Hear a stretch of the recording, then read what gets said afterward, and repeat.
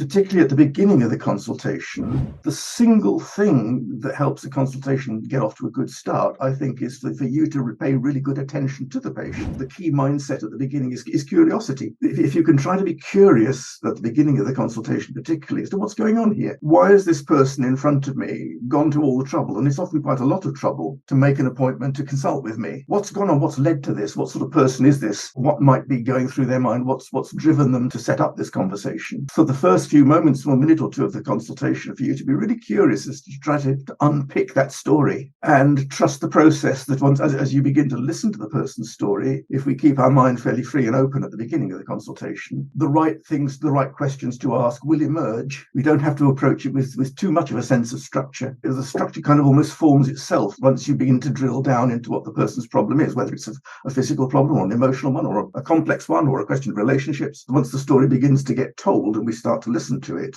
then the appropriate questions just form quite naturally in our minds, because all your listeners will have had at least 10 years of experience of asking patients questions. We don't have to learn how to ask patients questions. So it's important then to consider the golden minute, as in actively listening to what the patient is saying then, because that's something a lot of GPs refer to when they're teaching consultation. Yes, it's a nice phrase, isn't it? The golden minute. I don't know where it first appeared, but I think we all know what it means. It means basically shut up and don't interrupt for a bit. It's in danger, I guess, of being a little bit of taken too literally. I can imagine someone sitting there with their stopwatch going, it was silently going 57, 58, 59. Right, now I can chip in. But it's a mindset thing, really. It's just a reminder that if we weigh in too quickly with our own agenda and our own thought process, beginning of the consultation conform to what we want it to be rather than necessarily what the patient needs it to be. Yeah. One of the things that some people might do is that they project their faults and make assumptions when they think they've got the problem early on, when they should have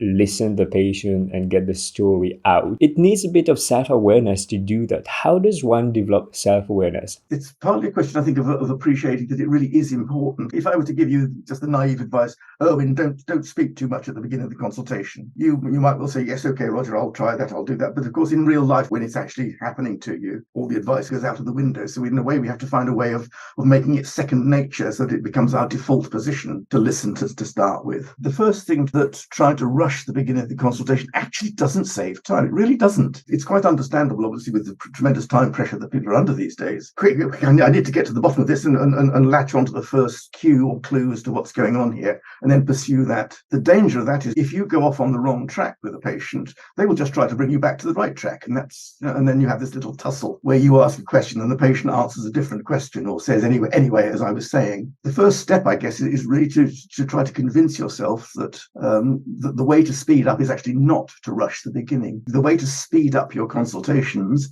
is to go slowly to start with. Because if you go slowly to start with so that you really do find out what is the real problem that needs tackling here, it might not just be the symptoms, that might just be the tip of the iceberg. If you spend time at the beginning really going slowly to start with and find out what the real problem is here, then usually the question of devising a plan for dealing with it, which is the second half of the consultation, that becomes much easier because you know you're on the right track. In practical terms, I think trainee listeners perhaps will not want to hear this, but it's a fact of life, I'm afraid, that the most useful tool for doing that is the video camera. And the present generation of trainees, as you know, is going to have to do the new college exam, the simulated consultation assessment, which is a video-based assessment, as they will all know. They're going to have to get used to videoing themselves or consulting on video. In terms of actually how you cultivate and develop your own style, kind of self-correct what might be going wrong in one's consultations, the video camera is the best way. It's a non-critical mirror. People record some of their routine consultations. You don't have to show it to anybody. You don't have to show it to a trainer or a colleague or an assessment or an appraiser or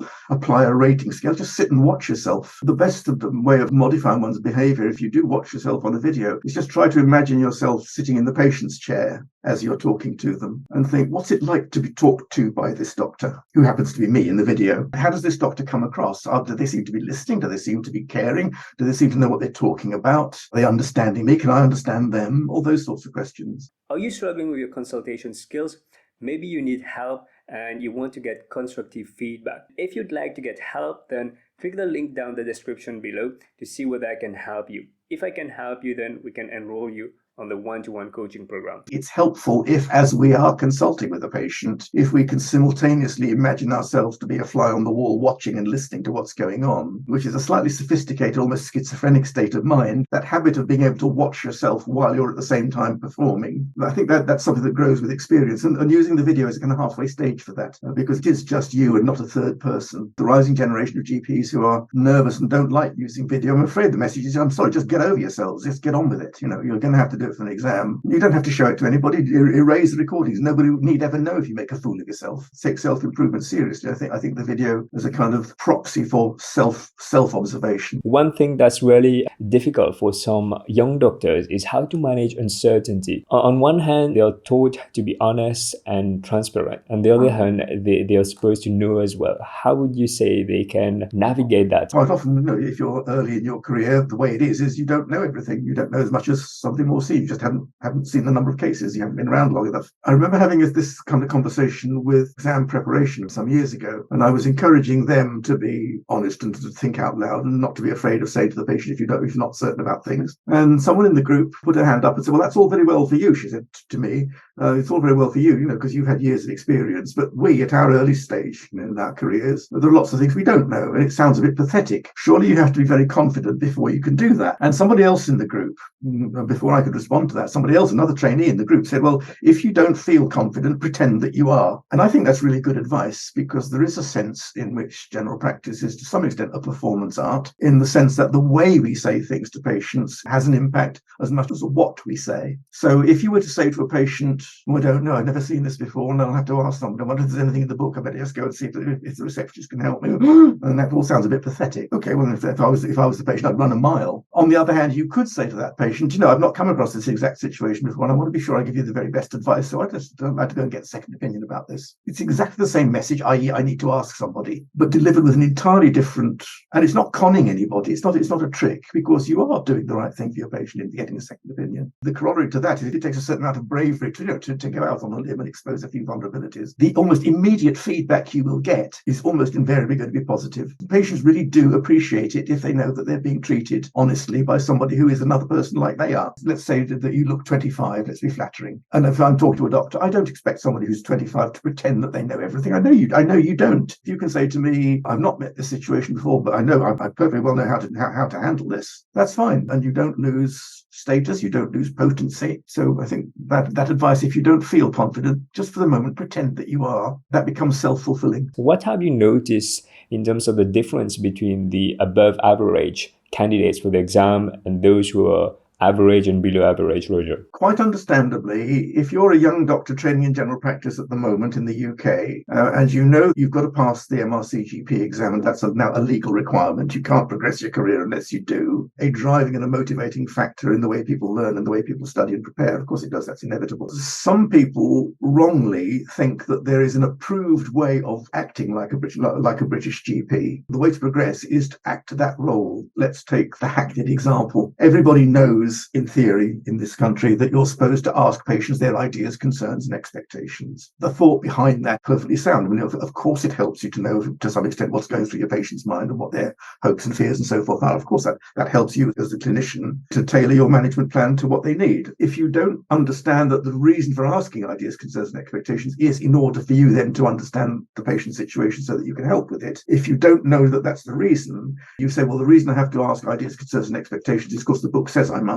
And then you ask ideas, concerns, and expectations at the wrong time, or you use clumsy phrases, or you don't listen to the answers, or you don't know what to do with the answers. Sometimes I think it's an indication that perhaps people are not yet ready to finish the training phase of their careers. And of course, there's all sorts of financial and other pressures. There's been pressure from within the general practice academic community to government to make it possible for most trainees to have at least 4 years vocational training rather than 3. If that could be financially not to their disadvantage, I think many trainees would welcome that, because the general practice is increasingly crowded, the curriculum is increasingly crowded, and the expectations are increasingly high. And to get it all crammed into 3 years, 2 years of which, or 18 months of which is going to be in hospital medicine anyway, is proving very, very difficult. And what would be really nice, if that wasn't quite so pressured, I think people would find that they had more time to mature and develop for their consultations, to bed in and become more settled. Yeah, I think it's definitely something that a lot of GP trainees feel once they finish their training,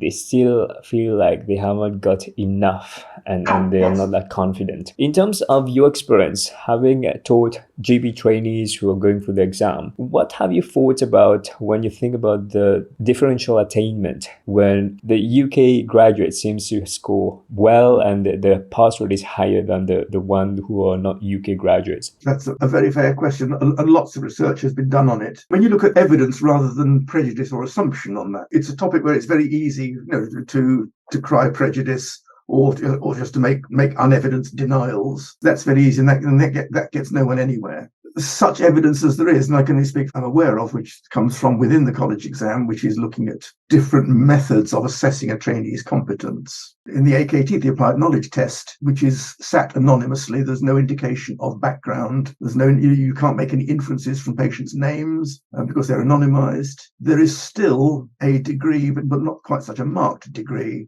of differential attainment from different medical schools around the world, and that may be because of different standards or different degrees of knowledge required to pass medical exams from different parts of the world. Or it may be in some cultures, doctors towards the less able end tend to be the ones who move to other countries. I don't know. In the consulting skills assessment, where it is possible to see and make assumptions about trainees' background, there is a slightly higher degree of differential attainment, but not that great. Not as great as some of the opponent, the dissenters, would like to believe is true. Some of that, I think, is to do with consulting style. In many parts of the world, it's still the case that many overseas graduates are trained within a healthcare system which is very doctor-led, doctor-dominated, doctor-centered. In other countries, just because of their social systems, or that's for historical reasons, is the norm. For doctors who come from a healthcare background that is doctor-led, doctor-driven, authoritarian, that's done as the norm. They have to make a much greater transition than UK. The people who've lived and worked in the UK, for whom now a more patient-centered style is the norm. It's a much greater transition. They're perfectly capable of making the transition. We know that from longitudinal studies, but it just takes them longer to do it, and that's entirely understandable. That has to kind of feed into the need for greater flexibility in training. Absolutely, yeah. I mean, coming from overseas myself, when I had to integrate in the UK, there was more effort because I had to think through my own language, which is not English first. And then after years of training here and getting accustomed to the culture, then it became almost second nature then. But there is that upfront work in the beginning. It's astonishing that so many people actually can come to work, particularly in general practice, where most patients will talk to you in their own regional dialects, using their own variety of current slang. And I couldn't possibly do that in another language, fluent in French. If I couldn't possibly consult in French, that many overseas students, GPs, can consult in English. It's astonishing and admirable. On exam preparation courses, by somebody whose first language isn't English, how can I improve? I don't know the answer. It just has to be, I suppose, to do with it, trying to immerse yourself in the local culture with native English-speaking friends. I don't know any other way of doing that, and I don't think you can't sort of go on a course that will teach you how to understand an East End accent. Or let's talk about in training then. If somebody who is a trainer listening to this has got a trainee who's preparing for the exam, what advice would you give to that trainer? I think is important, because all areas of medicine, particularly general practice, are largely about pattern recognition. Once you've seen a case of so-and-so, you know what a case of so-and-so looks like, and then that makes it easier the next time you see it. If you add up the amount of actual primary care patient contact, by the time you've only had 12 months in general practice rather than 3 years, and of those 12 months, there's some holiday, and there's some study leave, and there's half days, and there's half-day release, and there's 20-minute consultations, all of which tend to reduce the number of patients that you see. The actual experience base of people coming towards the end of vocational training is not really that great. So lots and lots of patient contact, I think, is important, rather than theoretically studying about it. And the video we talked about earlier. If I was the trainer, I would say, please video at least one of your recording, one of your surgeries every week, and don't show it to me. Go home and watch it yourself, then come back and tell me what you've learned from that. I need to know more about prescribing the pill, or it might be I need to stop fidgeting because it's very irritating when I drum my fingers on the desk. Whatever it is that you learned, that's a good habit. And the other thing is, sort of, if there are trainers you're listening to this a couple of weeks ago from the last of a series of training courses which we run through the West Midlands for people preparing for the SCA exam now, and some of what those people say their trainers have told them about the exam is frankly alarming. It's actually false. I think as trainers, please make yourselves as familiar as your trainees need to be with the rules and regulations about what the exam does and doesn't want, because there is quite a lot of misinformation out there. I know it's in its early days yet, but the college website is very well populated with the only reliable and factual advice about the SCA. If you're a trainer, I think we have a duty as trainers to make sure that the advice we give trainees is factually accurate. And so I think please know your way around the college website about the exam like the back of your hand. If you found this video useful, you might want to watch the whole interview here. Click here to watch it. Take care, everybody. Bye-bye.